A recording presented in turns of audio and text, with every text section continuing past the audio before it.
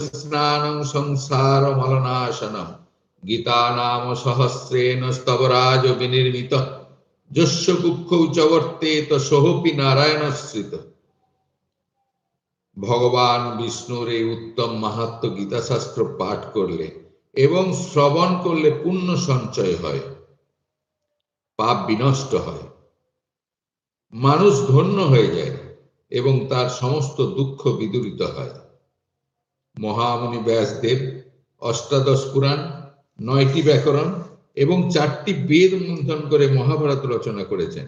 আবার মহাভারত রূপী সমুদ্রকে মন্থন করায় গীতা প্রকটিত হয়, আর সেই গীতাকে মন্থন করে গীতার সাররূপ তার অর্থ নিষ্কাশন করে ভগবান শ্রীকৃষ্ণ অর্জুনের মুখে তা আহুতি রূপে ঢেলে দিয়েছেন।